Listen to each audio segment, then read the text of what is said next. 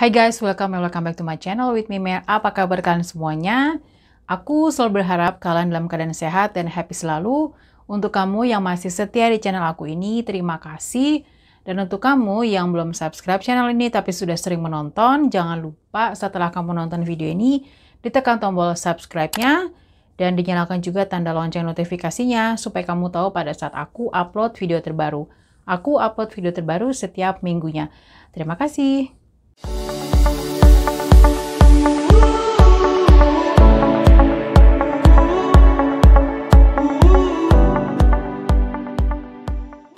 Oke guys, kali ini aku mau bawain lagi satu kasus yang sudah pasti menarik. Untuk itu kita langsung dengerin aja yuk ceritanya.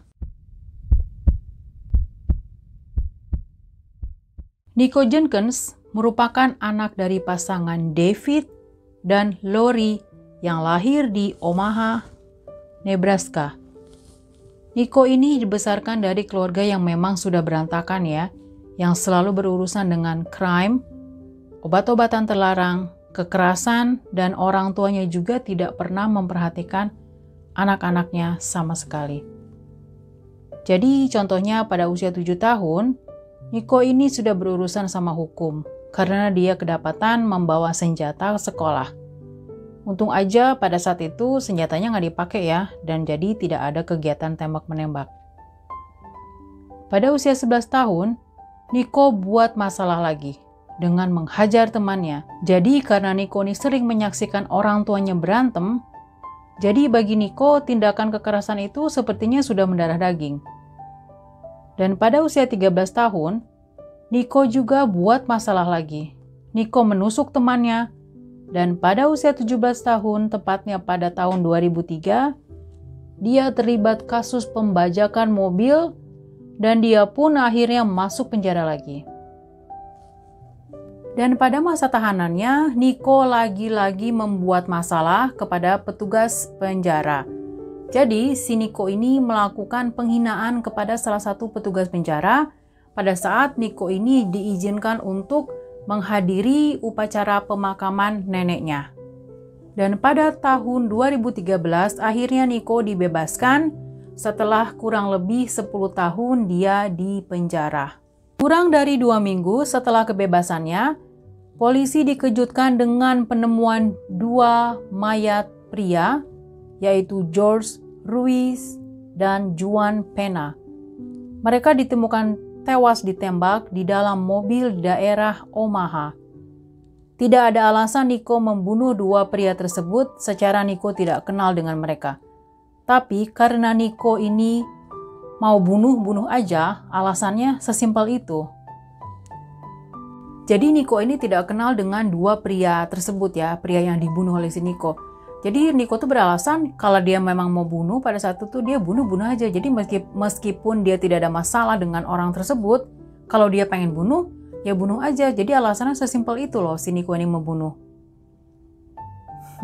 Dan 8 hari kemudian, sekitar pukul 7 malam, ditemukan lagi mayat seorang pria yang bernama Curtis Bradford. Curtis ini ditemukan tewas dengan cara ditembak 2 kali dari belakang. Dan ternyata Nico dan Curtis itu baru saja bertemu sehari sebelum Curtis ditemukan tewas. Dan mereka berfoto bersama dan Nico pajang dong fotonya itu di Facebook. Dari semua korban yang ditemukan, hanya Curtis lah yang Nico kenal. Mereka kenal di penjara. Korban Nico selanjutnya adalah seorang wanita yang bernama Andrea Kruger. Andrea ditemukan tewas pada tanggal 21 Agustus, tepatnya pukul 2:15 dini hari. Setelah polisi mendapatkan laporan, ada seorang mayat wanita tergeletak di jalan dengan beberapa tembakan di tubuhnya. Andrea pada saat itu sedang on the way home setelah kerja malam. Nico ditangkap pada tanggal 30 Agustus setelah seorang wanita yang merupakan mantan pacarnya bilang kalau dia lihat sepupunya Nico memberikan senjata kepada Nico dan Nico juga berencana membunuh keluarga mantan pacarnya Nico itu. Dan pada tanggal 3 September 2013, Nico ditetapkan sebagai pelaku 4 pembunuhan.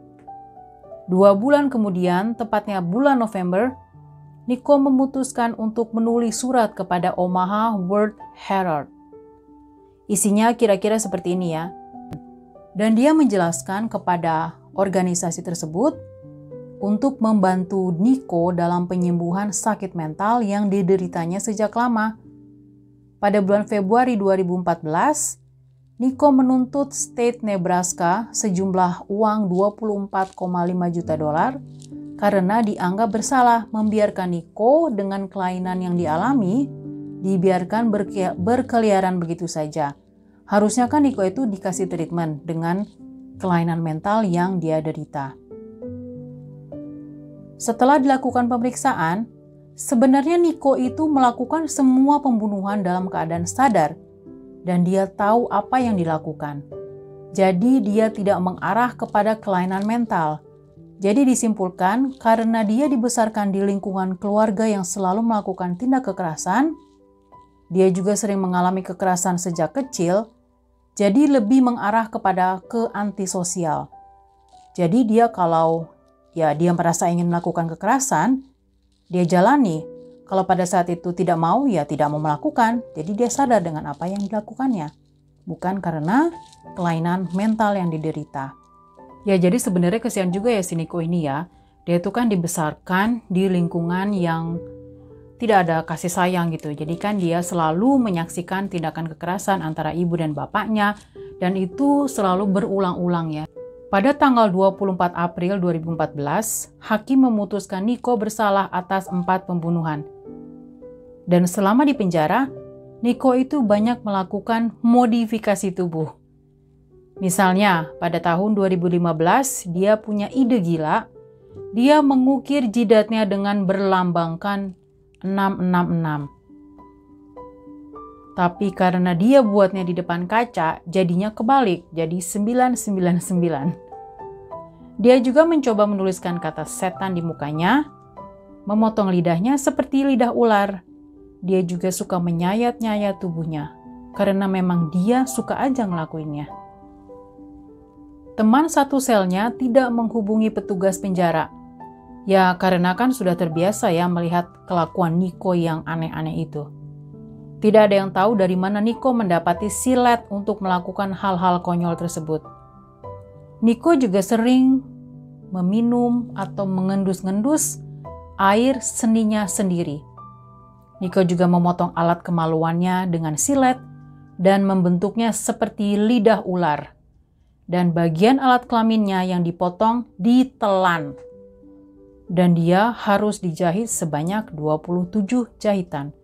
Ya ujung-ujungnya sih ngerepotin juga ya. Dia juga pernah mencoba untuk bunuh diri sebanyak 2 kali. Pada tahun 2017, setelah 3 tahun ditetapkan bersalah, Nico ditetapkan hukuman mati.